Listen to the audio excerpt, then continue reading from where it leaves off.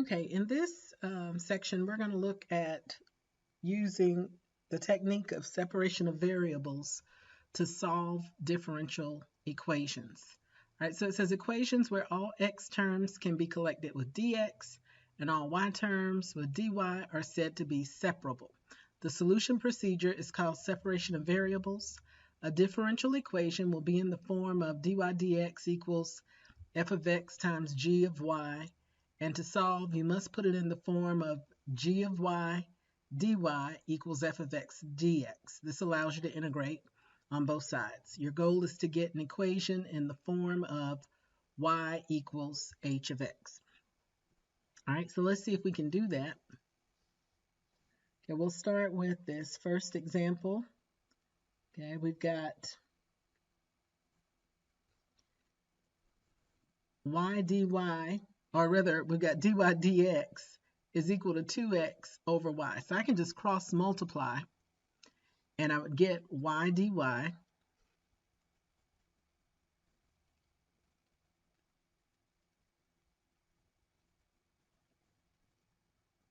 is equal to 2x dx. So I can integrate both sides.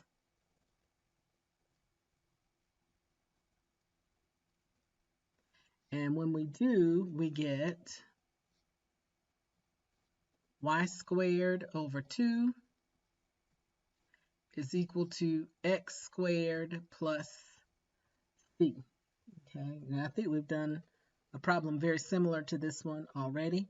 Okay, if we want to try to solve for y, then we say y squared equals 2x squared plus 2 times c, or we get some new arbitrary constant. Okay, and so we get y equals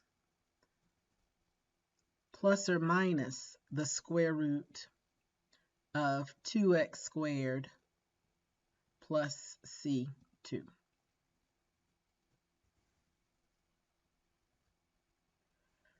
All right, so that's the first one. Let's try another.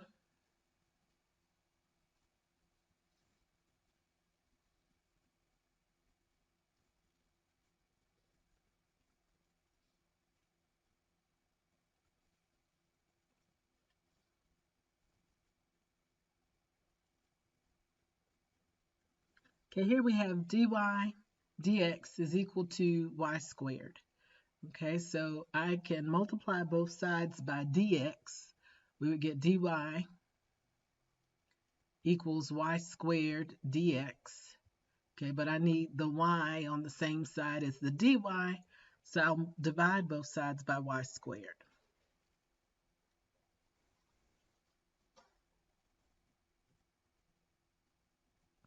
Okay, and so now we can integrate.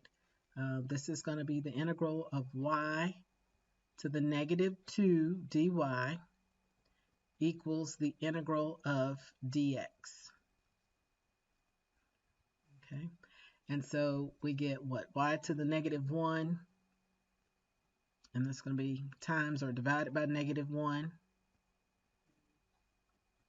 and x plus c.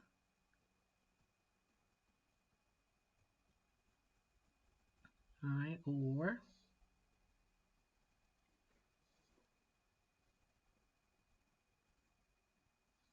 that's going to be negative 1 over y equals x plus c, or y equals negative 1 over x plus c. All right, that will be the solution to our differential equation.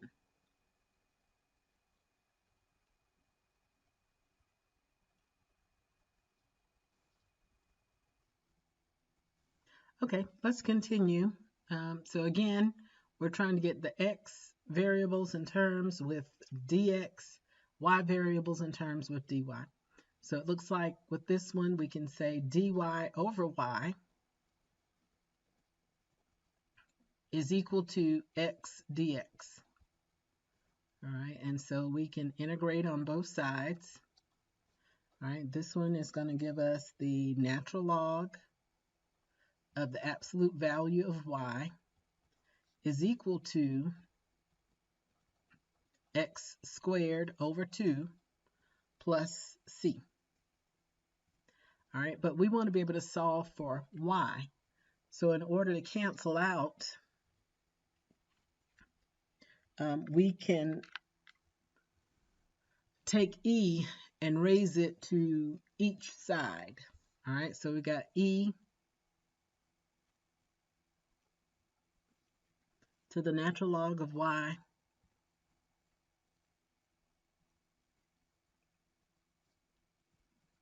is going to equal e to the x squared over 2 plus c.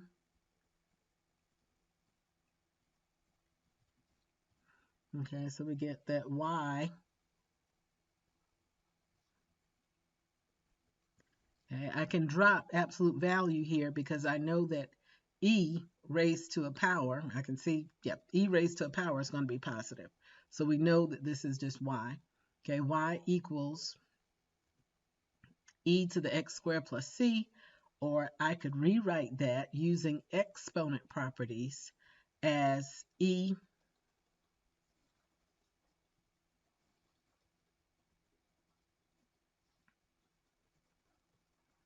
to the x squared over 2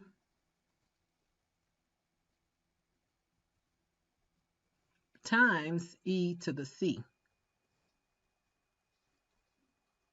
Okay, just my exponent properties. Because my base is the same, then I would add the exponent. So we've kind of done that in reverse. But e raised to a constant is a constant. So we get y equals k times e to the x squared over 2.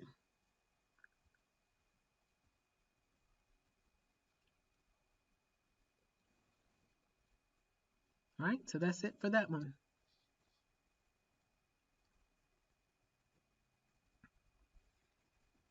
All right, let's look at D. We've got 4y, y prime, minus 3e to the x. Okay, so when I look at this one, first we can rewrite y prime as dy dx. Okay, so 4y dy dx.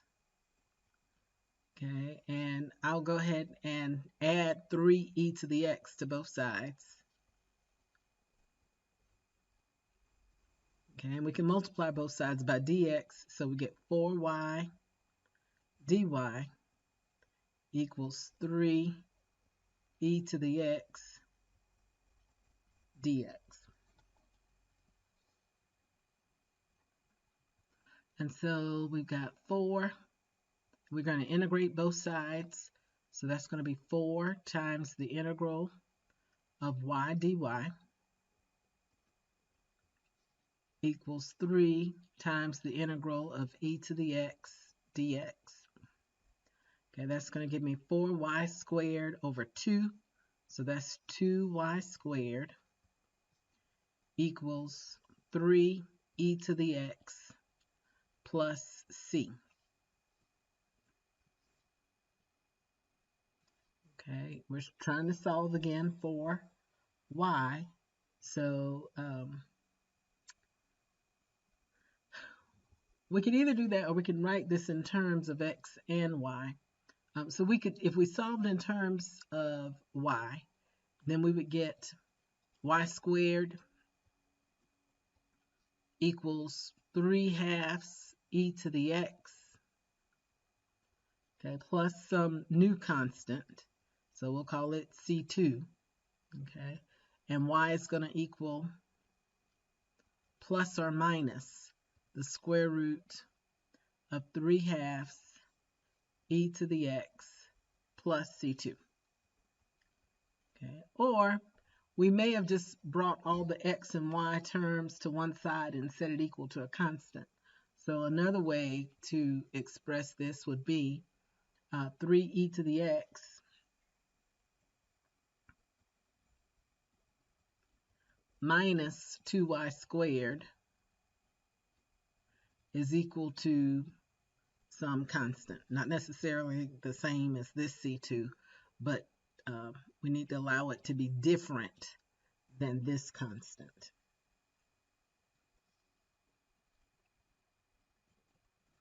Okay, still doing the same thing, trying to separate the variables. So we've got dy dx equals x squared plus 1 over 3y squared.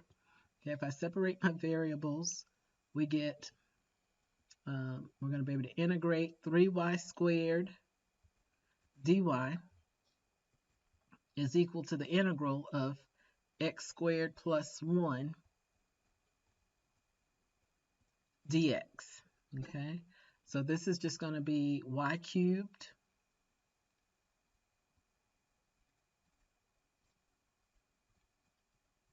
all right, and over here we get x cubed over 3 plus x plus c. All right, so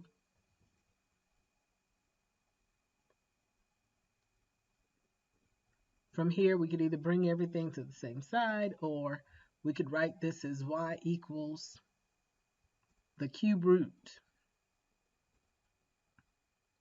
of x cubed over 3 plus x plus c.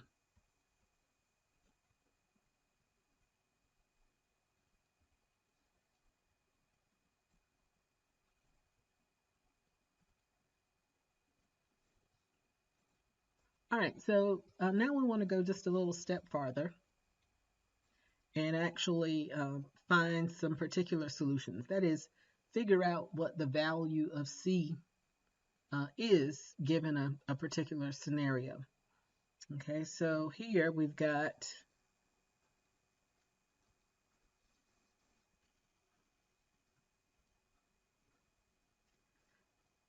x times e to the negative t dx dt equals 1, and we know that x of 0 is equal to 1.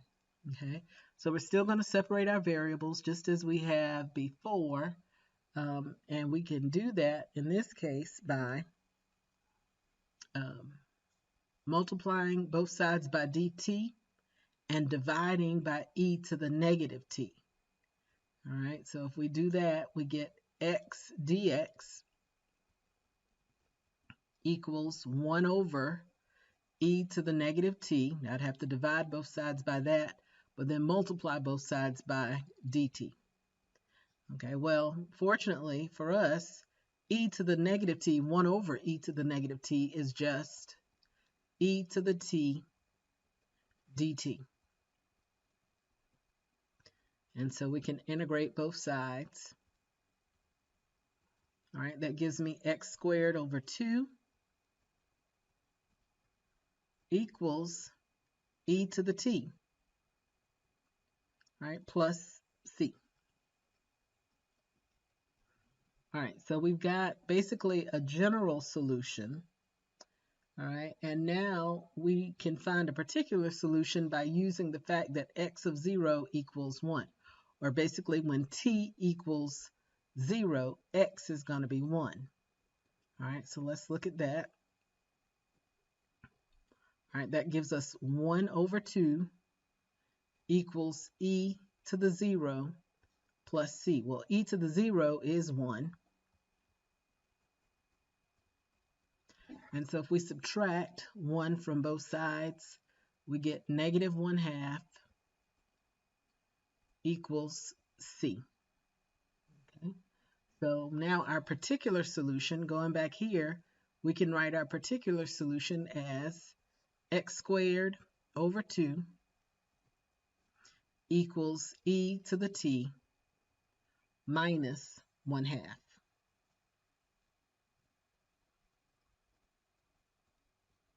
Okay, and there are different ways we can express that. I see we got a lot of fractions, so we could multiply both sides by 2. That would give me x squared equals 2e to the t minus 1.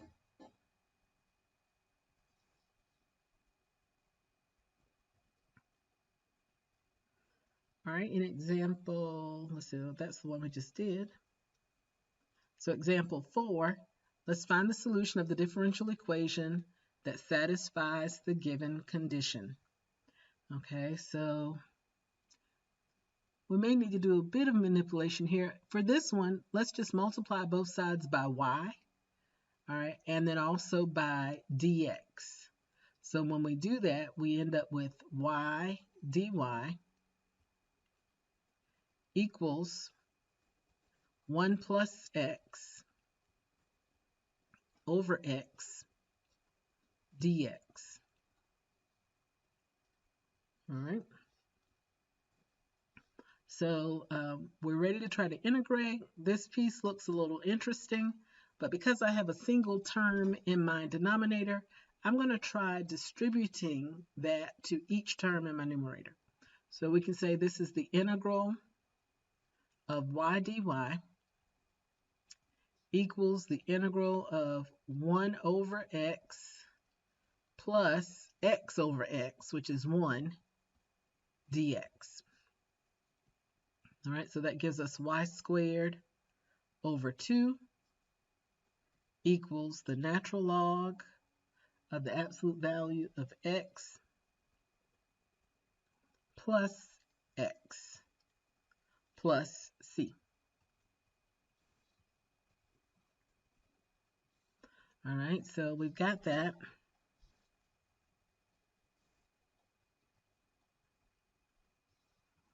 And we're going to try to find a particular value for c. Okay, so what we know up top is when x is equal to 1, y is going to be negative 4. Okay, so I can put in negative 4 squared over 2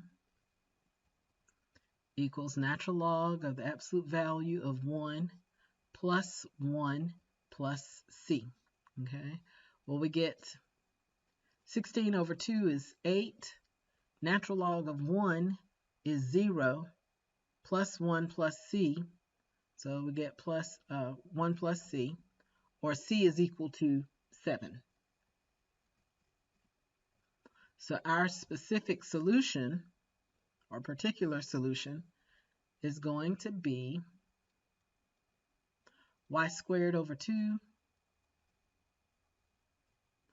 equals natural log of the absolute value of x plus 7.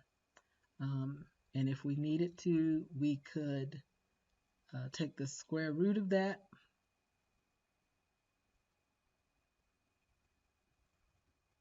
to get our answers, or another form of the answer. So we can try to take this farther. A couple of things we can do. One, we can multiply both sides by 2, and that would give us y squared equals 2 times the natural log of the absolute value of x plus 2x plus 14. And because of our log properties, we could rewrite this as the natural log of x squared plus 2x plus 14. Okay. And of course, we know x squared is positive, so we don't need that absolute value part anymore. So we could get y is equal to the square root plus or minus natural log of x squared plus 2x plus 14. Okay. We need to be careful. If we look back at our original expression or equation, we had x, a product of x and y in our denominator, which means that x can't be 0, y can't be 0. So this should work as long as we don't let x equal 0 or y equal 0.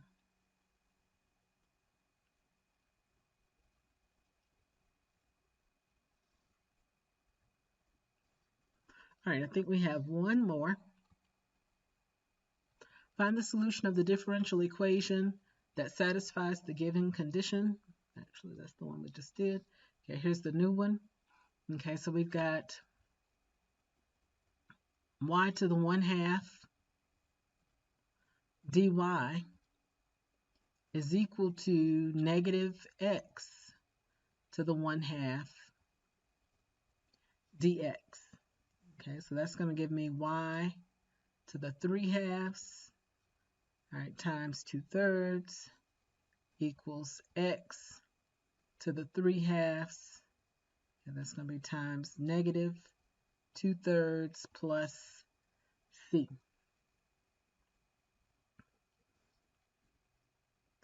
All right, but we have some specific information here.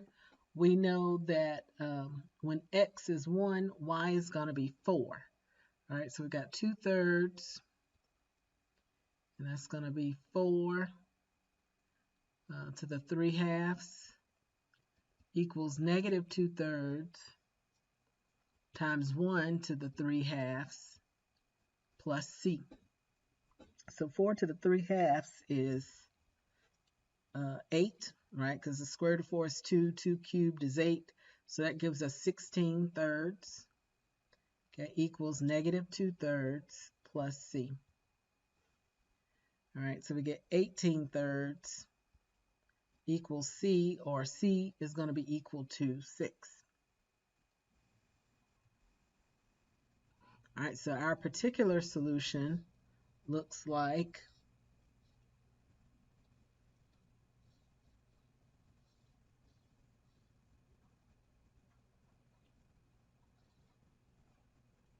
just filling in from up here, we get 2/3 y to the 3/2 equals negative 2/3 x to the 3/2 plus 6. Okay, and so we could work with that a little bit. If we wanted to clear our fractions, then we could multiply through by 3, and we would get, actually we could multiply through by 3/2, all right, and we would get y to the 3/2 equals negative x to the 3/2, and 6 times 3/2 is going to be 9. All right, so there are different ways that we could write that. If we bring the x to the other side, it's going to give us the square root of x cubed plus the square root of y cubed equals 9.